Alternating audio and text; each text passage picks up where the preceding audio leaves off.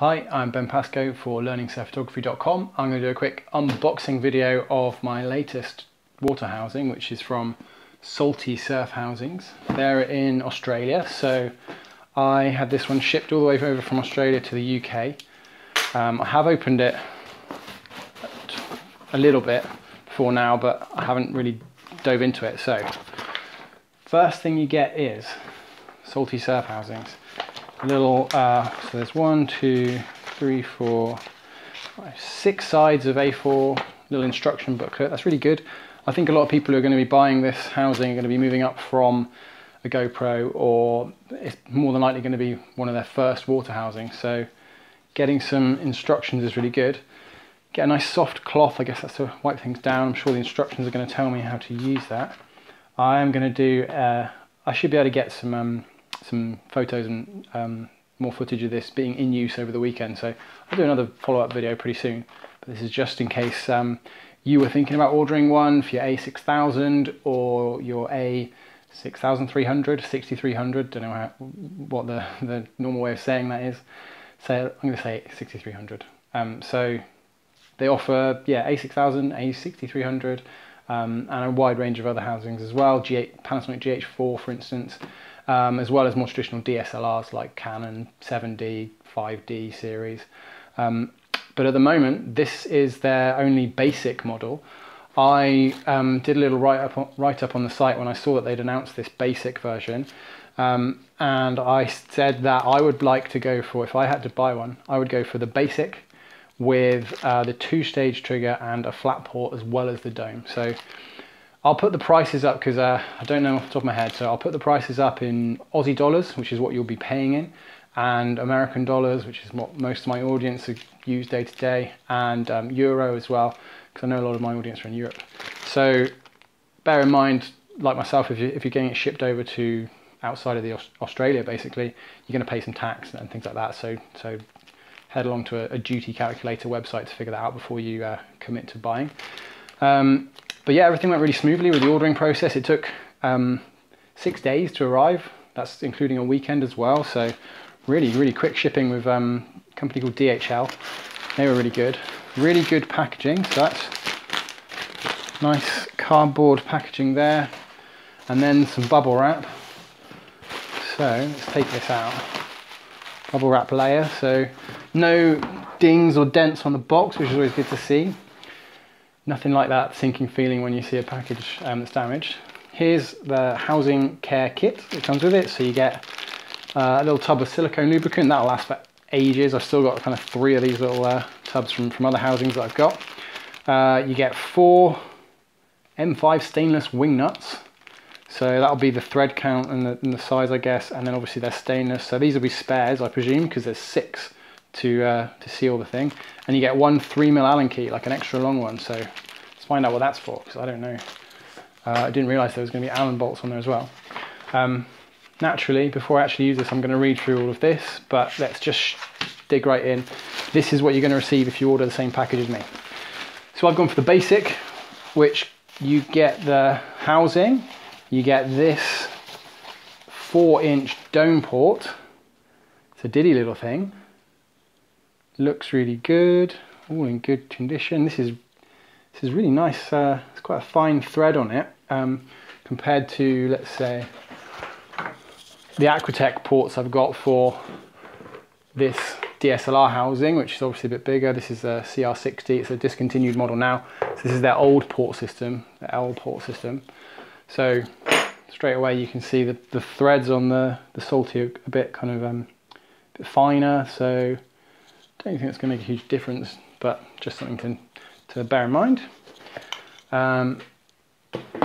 Just compare, this is a port for shooting above water, so not like split shots and not even necessarily underwater. I'm not sure if I'm going to be able to get good focus with this underwater with the Samyang, also known as Rokinon or Bauer or Walamex, I think. Lots of different names for this. But it's essentially a Samyang 8mm f2.8 fisheye. That's the fish I use my a6000. This port has been designed for this, so as you can see, it's going to be a perfect fit for that. I also use it with this in my adapted old Aquatech housing. So straight away you can see this is for over-under style shots. Aquatech naturally make quite a smaller one as well, but nothing like this. So I was keen to get a really small setup because I've already got this giant thing that I lug around with me. So I wanted to get something really small. So that's part of the basic kit. You also get, see what else we've got here.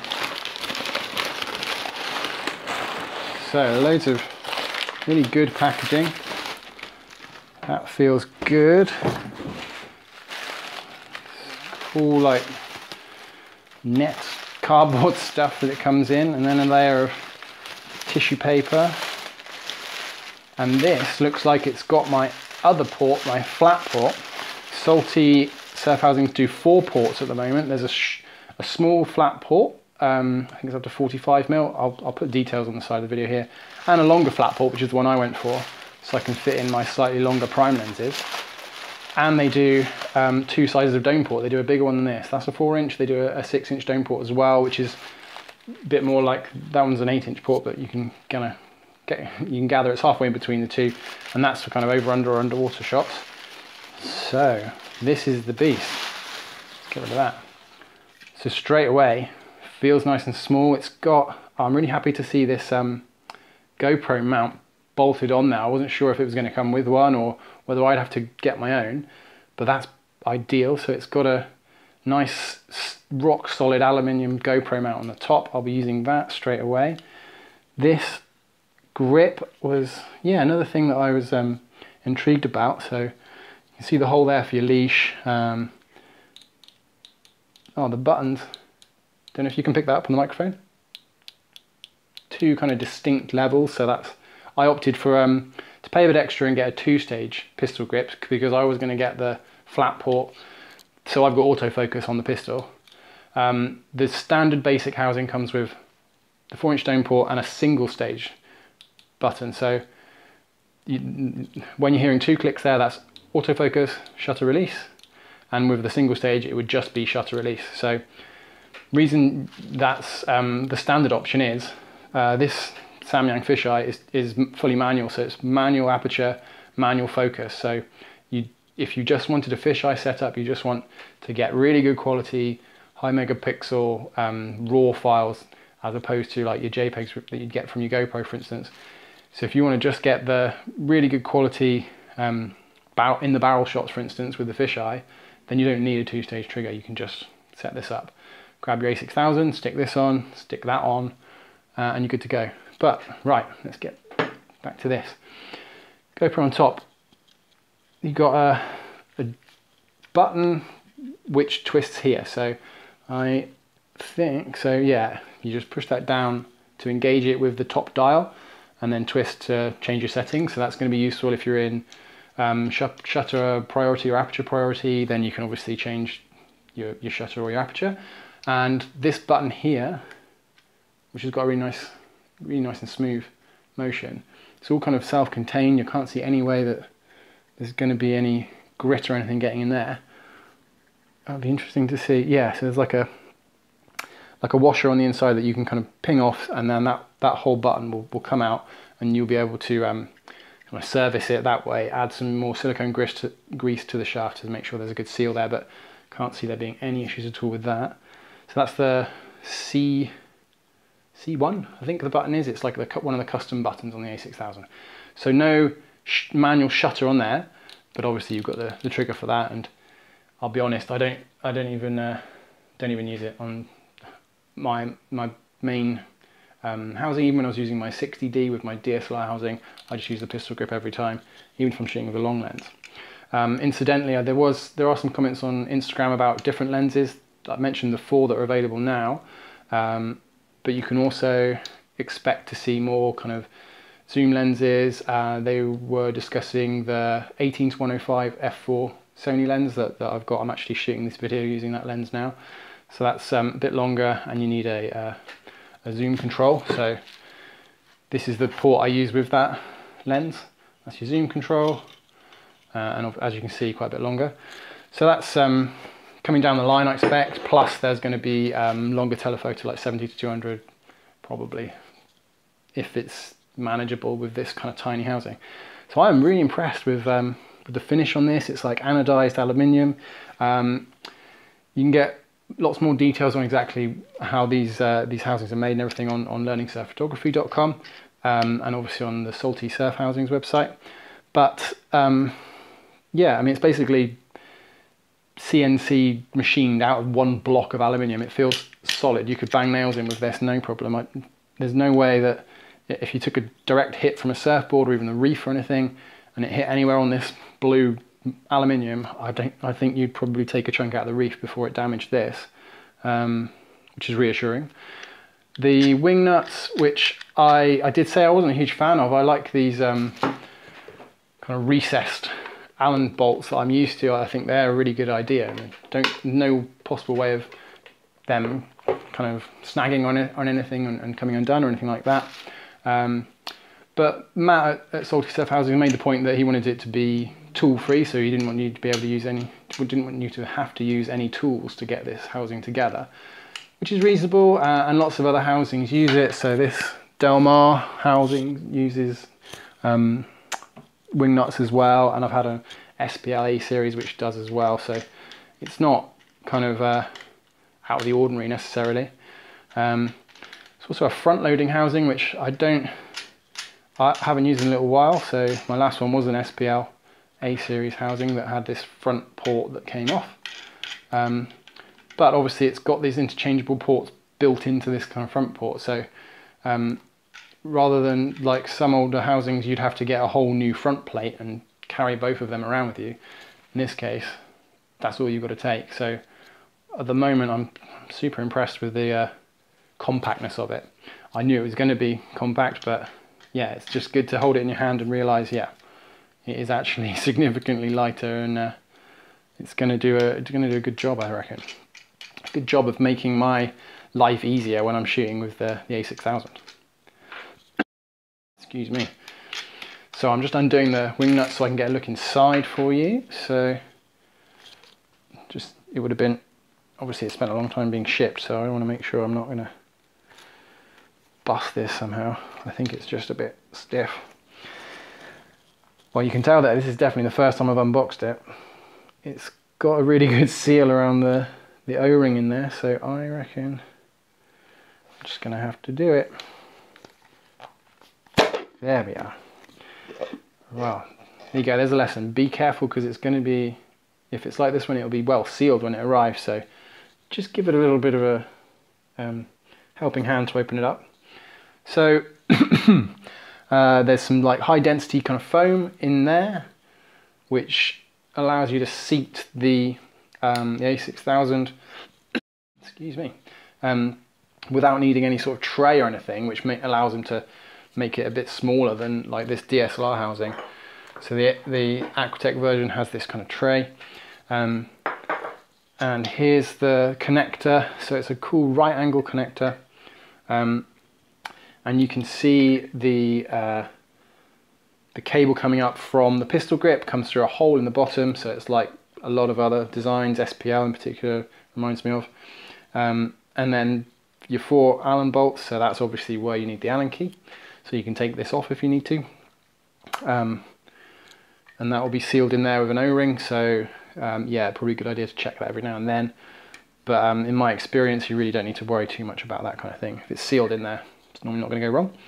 So this kind of acrylic window at the back, which lets you see the screen and the viewfinder, which is a lifesaver, because this Mekon housing, you can't see the viewfinder. You have to either polish that, which a few people have done, said it's quite good, or I was using like an eyepiece to see it in bright sunlight, which is just impractical. But it's good to see Salty Surf Housings doing the homework and making sure you can just see the viewfinder as standard. So yeah, I think this all looks really, really good. This seems really obvious the way it all fits together. I'm actually shooting this video on the a6000, so I can't show you it in there, but I'll shoot another little bit of video with it plonking in. Love the GoPro bit on top. Again, that's an Allen key, so that's why you got your Allen key there. Not bad. So what I'll probably do is leave a GoPro housing bolted onto this pretty much permanently, That way I don't have to worry about keeping an Allen key with me. And that's that. Just make sure you don't lose your bolts. They give you 4 spares, which is pretty generous. You'll be pretty unlucky to lose more than 4 of these bolts. The O-rings like really chunky compared to the O-rings. Like here's an example of an O-ring from, this one's from a GoPro dome. This is, I'll have some photos, like some comparison photos of these two, because it's loads bigger. Here's another one. I think this might be from an Ike Light dive housing, so it's like twice the diameter of these O-rings, which I'm used to. So I think I can't see that being a problem. I'm just trying to work out if it's okay. So it's not kind of glued in there or anything. On my old SPL housing and on a Dale Coboditch housing I had, the O-ring was like permanently attached to the housing part. But yeah, I didn't really like that idea. I thought if there's any way of doing it in this is like a recessed groove around the outside with the O-ring inside it. It's not as tight a fit as it is on like my Aquatech housing, but it's, you know, it's going to stay where it is until you want to take it out, which is every now and then you'll take it out, have a look, make sure it's all right. Haven't seen any replacement O-rings or anything like that on the Salty Surf Housing site, but I imagine you can get one sorted for you if you really want one. I've never had to replace an O-ring, so touch wood on any of my housings. So it should outlast your camera, I expect. But yeah, really cool. Can't wait to get it in the water now. It's got some nice branding on the side, but like really minimal. This nice water drop logo on the back. Yeah, just a really nice finish. Really light. Love this handle. It's really like well designed, really good ergonomic. I mean, I haven't used a really bad pistol grip handle, to be honest, but this one's pretty good. The button, excuse me, the button feels really good. I really like the kind of positive feedback you get when you're actually clicking it. Autofocus, shutter. That's going to be really useful, especially with, I've got a, what have I got? Sigma 60mm lens, which I really want to use with this. Haven't used it in a little while because it doesn't fit inside the Micron housing. But that's going to be really useful. So you can imagine, you can hear it really well. Well, we'll see what it's like in the sea, but I can hear it really right now. I can hear it really well right now. Yeah, I think that's going to be good. I'm happy with that. I wasn't really sure what to expect with the button. Have had issues in the past with the Aquatech. I mean, I say issues, it's not. It's just a bit of a different setup. You sometimes it's hard to know when you've hit the autofocus button or the autofocus stage of the button in really cold water, like here in the UK, especially if you're wearing gloves. This is going to make it a lot easier. So fingers crossed. I mean, it's.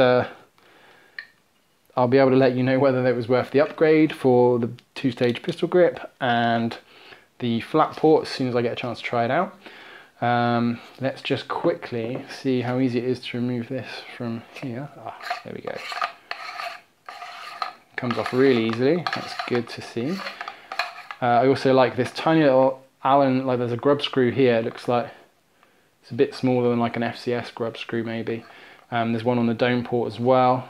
And what I assume that does, yeah, there's like this kind of textured ring on the outside is like a locking ring which will let you take out the acrylic front piece. So acrylic is kind of renowned for scratching fairly easily, but it's also, it has really good optical qualities and it's relatively cheap, so there's a good few reasons to use it. You can polish out scratches as well, which is another good reason, but if it's broken, irreparably scratched, then you can take this off, pull that out, pop another piece in and screw it on. There'll be a little O-ring seal in there somewhere.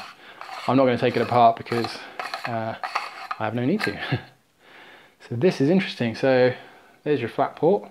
That's the larger one. Here's my dome port.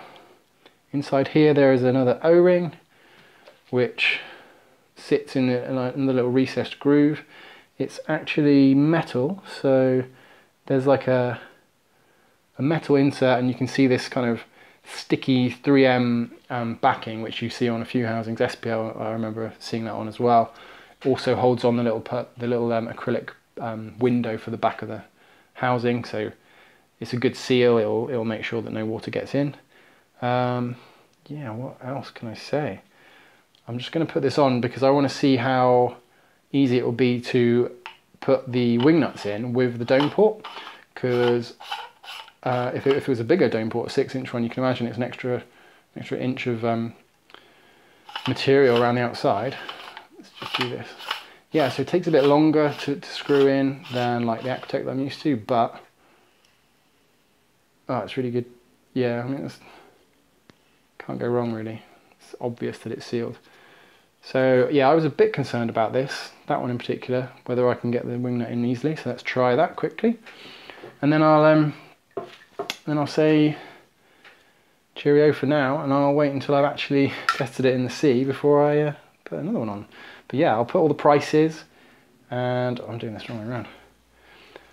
That was me not remembering which side the lens was on. It's the same side as every other camera you've ever used, but I forgot for some reason. Okay, so wing nuts, I'll read the instructions and make sure of this, but you normally kind of spin them around a bit. That's okay. Okay, so technique. Lift this up a little bit, spin them on, because if you seat it all the way down, it's hard to get this to, you can't actually get this to turn on, to spin on properly. So I imagine what I'll do is lift it slightly. Wouldn't want to do this when it's sand or salt spray or rain blowing around. I mean, you don't want to do this anyway when that's happening, but I do quite a lot, turns out, when I want to change a port or lens or anything. And then the other three are fine, so anything over here is fine.